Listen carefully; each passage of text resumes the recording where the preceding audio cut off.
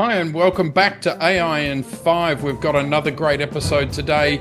Joining me is Kath Blackham. Now, Kath is the CEO and founder of Versa, and we're going to be talking about the very delicate intersection of conversational AI and generative AI.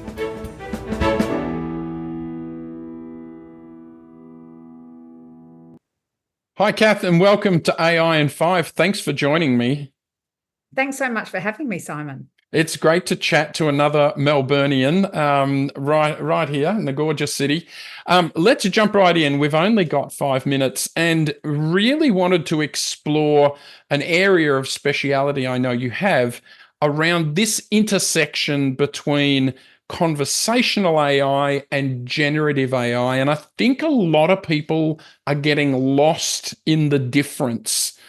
And so I'd love you to just start off with just explaining the difference as you see it.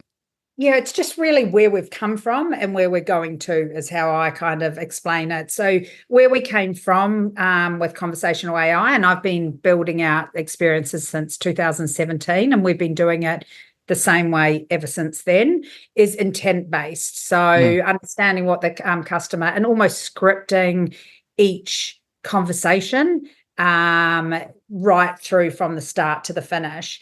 Where we're going, not with every conversation, and we'll touch on that, is really using generative AI, so large language models, to have a much more back and forward unstructured conversation where you don't know what's going to be asked and you don't know what the bot's going to say, but you give it the kind of guardrails and you give it the information that it needs to be able to have its own natural conversation with the bot. I kind of saw it the same way. I think we may have jumped the gun in calling it conversational AI when it came out, because actually generative is a lot more conversational. Yeah.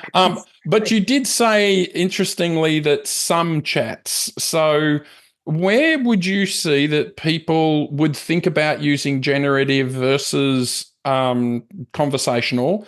Or is it a hybrid approach? Or what's your thoughts around that? Yeah, I definitely think at the moment it's a hybrid approach. So I think for some conversations or use cases, as we call them, so account balance, for example, is a really classic one. You don't need to have an LLM, a large language model, and generative AI just to be out for a customer to say, can you give me my account balance? And I say, well, your account balance is $80. Thanks very much. See you later. You can script that. You know exactly what's going to be asked. You know exactly what needs to be said. And that makes it really fast. So the big difference between the old way, the intent-based design, and doing it using large language models and generative AI and agentic workflows, which we haven't talked about, but that's another part in semantic search. So there's a whole bunch of new technologies around, but the latency can be quite significant if you start to get really complex. So you don't want latency when you're just asking for an account balance. You expect for the information to come back like that, and we can do that using a hybrid model. But if you ask for something more complicated, like you want to, okay, cool, I want to find out which home loan is for me. I'm a 50-year-old woman, I own my own house, blah, blah, blah, and you give all of this information, you're actually quite prepared to wait a little while to be able to get the right information back. And the latency or the wait that you'll have, it could be up to kind of 3 seconds. So you don't expect that with those very quick back and forward questions like account balance. Yeah, I often wondered if it wouldn't help with latency to actually have the AI use something like, let me see. Because that's what humans do. Yeah, and it's interesting you should say that, because I think filler words, and we're doing a big project at the moment on exactly that. That is what is going to become the big, no one's doing it particularly well at the moment, but I think if you can get filler words right, like, oh, thanks, that's great. I'm just going to go away and have a think about this, or whatever it is that you say, to fill in that time.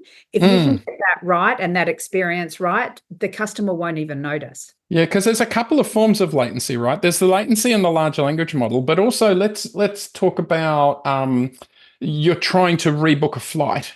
Yep. And so the large language model, and we're going to touch on this agentic thing, sends an agent off and it has to go back to the booking system, Amadeus, whatever that is, Sabre, and find the seat and do all of that and bring it back.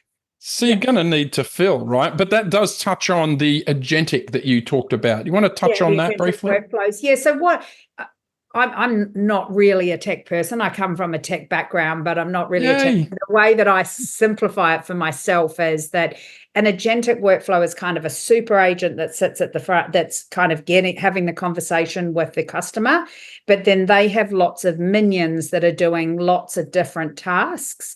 And so every time a customer asks them for something, they then go, oh, okay, to be able to get the cost of that flight, I've got to go into the flight database. I've also got to go into the LLM and find out, like, what I say, what's the database there. I've got to go and find out the rules that that customer, for example, has. So there might be an actual vector database just for them. So all of these things are happening simultaneously, and that's agentic workflows. So it just has opened up the door for what I call super bots.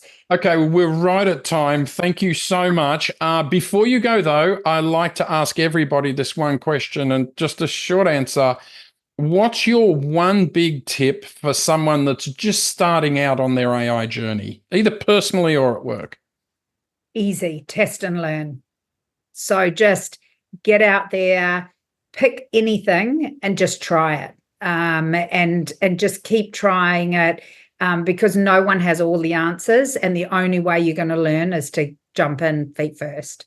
Great advice. Thank you so much for being on AI in 5. I'm sure we'll catch up again soon. Thanks, Simon.